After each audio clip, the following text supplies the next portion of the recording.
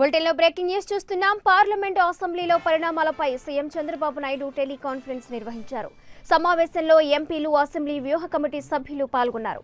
అవిశ్వాసంపై చర్చ జరగకుండా కేంద్రం వాయిదా వేస్తోందని, ఉద్దేశపూర్వకంగానే వాయిదాల పర్వం కొనసాగుతోందని సీఎం అన్నారు. రాష్ట్రానికి న్యాయం చేయాలన్న ఆలోచన కేంద్రానికి ఏ కోశానా లేదన్నారు. హోదా రాదంటేనే ప్యాకేజీకి అంగీకరించమన్నారు. హోదా ఉన్న రాష్ట్రాలకు ఇచ్చే ప్రయోజనాలు ఇవ్వాల్సిందేనన్నారు. కేంద్రం చేస్తున్న అన్యాయంపై ప్రజల్లో పూర్తి అవగాహన ఉందని, అందుకే టీడీపీకి అన్ని వర్గాల మద్దతు ఉందని సీఎం అన్నారు.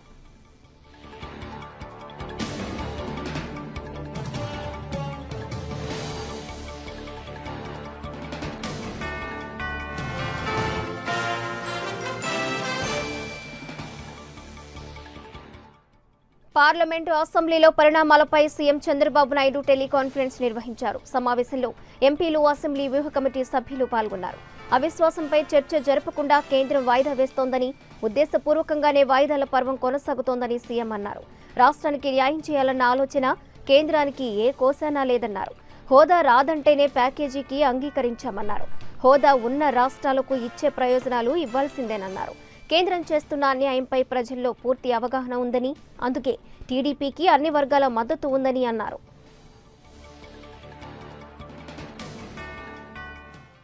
సీఎం టెలికాన్ఫరెన్స్ పై మరింత సమాచారం మా ఇన్పుట్ ఎడిటర్ శ్రీనివాస్ అందిస్తారు. శ్రీనివాస్, ప్రజాక్షేత్రంలో ఆందోళనకు సిద్ధమవుతున్న టీడీపీ ఒకవైపు ఆందోళన కొనసాగిస్తూనే మరొక వైపు పార్లమెంటు వేదికగా తన ఆందోళన కొనసాగించాలని చెప్పి నిర్ణయించింది. ఈ రోజు జరిగిన టెలికాన్ఫరెన్స్ లో ఈ రోజు కూడా అవిశ్వాస తీర్మానానికి సంబంధించిన నోటీసులు పార్లమెంట్ లో ఇచ్చిన క్రమంలో అవిశ్వాస తీర్మానాన్ని చర్చకు వచ్చేలా కేంద్ర ప్రభుత్వంపై ఒత్తిడి తీసుకురావాలి.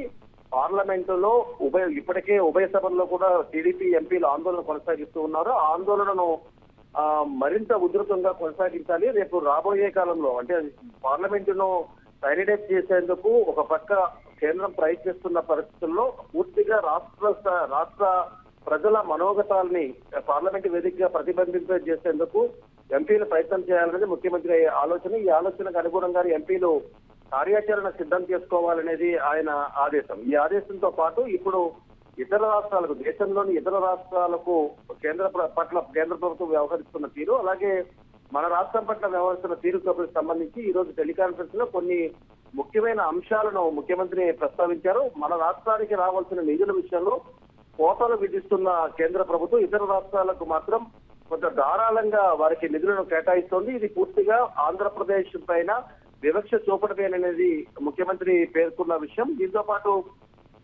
రాష్ట్ర గౌరవాన్ని దెబ్బతీసే విధంగా కేంద్ర ప్రభుత్వం వ్యవహరిస్తుంది. దీనిని పార్లమెంటు వేదికగా తిప్పికొట్టాలనేది ముఖ్యమంత్రి ఎంపీలకు దిశానిర్దేశం చేశారు. దీంతో పాటు ప్రజల హక్కుల్ని కాపాడమని అడుగుతున్నప్పుడు దానిలో తప్పేముంది? ప్రజల హక్కులు ఈ రాష్ట్రానికి ప్రత్యేక హోదా కావాలని అడుగుతున్నాము. ఈ విభజన జరిగిన తర్వాత రాజధాని కూడా లేకుండా విభజన జరిగింది. ఇక్కడ ఆర్థికంగా ఎంతో నష్టం జరుగుతున్న క్రమంలో ఈ రాష్ట్రాన్ని ఆదుకోవాల్సిన బాధ్యత కేంద్ర ప్రభుత్వానికి లేదా అని ముఖ్యమంత్రి ప్రశ్నించారు. దీంతో పాటు నిన్న జరిగిన జాతీయ రహదారుల దిగ్బంధన కార్యక్రమంలో పూర్తిగా విజయవంతమైంది. ప్రజలు స్వచ్ఛందంగా ఈ కార్యక్రమంలో పాల్గొనడం చూస్తుంటేనే వాళ్ళ మనోగతం ఎలాగుందనేది అర్థమవుతుంది. సో దాన్ని ప్రతిబింబించేలా ఎంపీలు పార్లమెంటు వేదికగా పోరాటం సాగించాలి. ఆ పోరాటానికి అన్ని పార్టీల మద్దతు కూడగట్టే విధంగా ప్రయత్నం చేయాలనేది ముఖ్యమంత్రి ఆలోచన. ఇప్పటికే సుమారు 200 మంది ఎంపీలు మద్దతు పలుకుతున్న క్రమంలో ఇతర రాజకీయ పార్టీలను కూడా కలుపుకు ముందుకు పోవాలనేది ఆలోచన.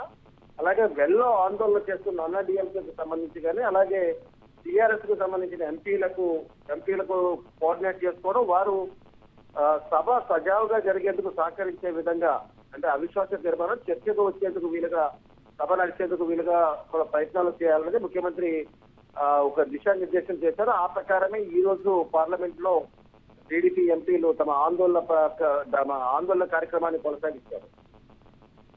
Right Srinivas, thank you.